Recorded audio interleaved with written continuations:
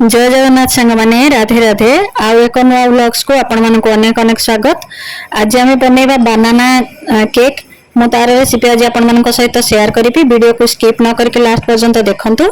जदि आपण मानक वीडियो भल लागे त लाइक शेयर सब्सक्राइब करबा को भूलिबेनी।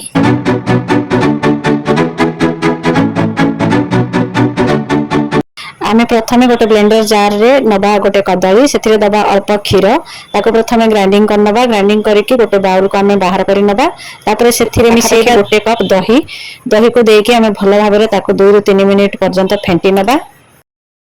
एबे आमे सेथरे ऐड करबा 2 कप आटा ता सहित गोटे कप सुजी ताको देके भल भाबरे आमे ताको मिक्स कर नबा। तापर सेथरे ऐड करबा गोटे कप चीनी तापर ऐड करबा आवश्यक अनुसार पानी। आपण चाहिले सेते क्षीर मध्ये ऐड करि परिबे मिल्क मेड मध्ये ऐड करिबे। मो प्लेन करिछि एथरे अल्प आ पानी देके मु ताको भल भाबरे मिक्स कर नेबी। आमे सब को भल भाबरे मिक्स करबा जेमति कि सेथरे कोनोसी लम्प्स रहिबनी आ चीनी सब मिक्स हो जिवो। देखंतु एई कंसिस्टेंसी रे हमको रखिया पड़ियो, बेसी पतला करिवेनी कि बेसी मोटा रखिवेनी। देखंतु एबे हमर बैटर रेडी हो जाईची। एथरे हमें ऐड करबा वर्तमान 4 चम्मच तेल, आधा चम्मच बेकिंग सोडा आ 1/4 स्पून दबा खाइबा सोडा ता सहित आधा चम्मच देजी वैनिला एसेंस आ ता सहित किछि टूटी फ्रूटी देकी ताको हमें गोटे डायरेक्शन रे 1 ରୁ 2 मिनिट पर्यंत भल भाबरे मिक्स करनबा।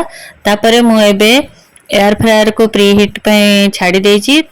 आपण माने एई केक को ओवन रे एयर फ्रायर रे नचे चाहिले मध्ये गैस रे बनै परिबे। आमर एयर फ्रायर प्री हीट हवा भितर आम गोटे केक टीन रे ऑयल लगे नबा। आपण माने चाहिए बटर पेपर मध्ये यूज कर परिबे।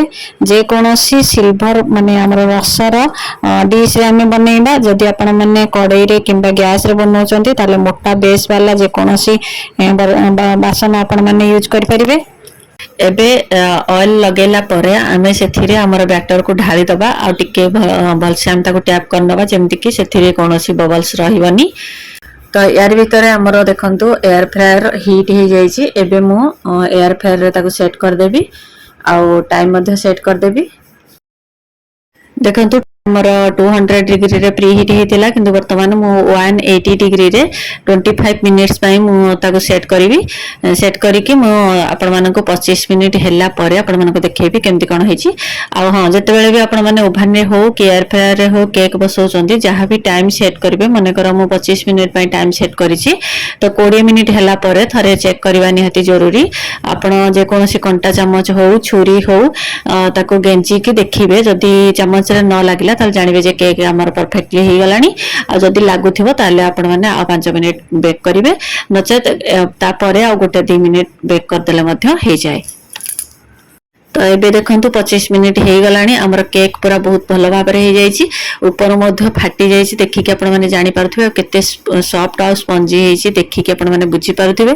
तो याको हमें प्रथमे 5 ରୁ 7 मिनिट पई टिके ठंडा होबा पई छाडी दबा। तापरे ताको लेउटेई की पछपटो टैप कर देला हमर से भलो भाबरे पूरा बाहरी जिवो अनमोल्ड हे जिवो।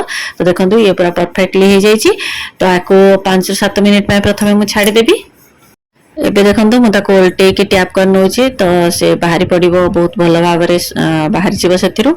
तो देखंतु केते सुंदर भाबरे हमर केक बनिची। आपण माने जदी ए रेसिपी बनेबा को चाहउचंती ताले मु जो प्रोसेस रे कहली आपण माने सेमति बनांतु। कड़ाई रे गैस रे मध्ये बनै परिबे। तो वीडियो को जदी पर्यंत लाइक करना ताले प्लीज गोटे लाइक करंतु शेयर करंतु। चैनल ले नुआ थिले चैनल को सब्सक्राइब करनियंतु। आज पई एतिकी पुणी देखा आउ एक नुआ ब्लॉग्स रे से पर्यंत रहउची। जय जगन्नाथ राधे राधे।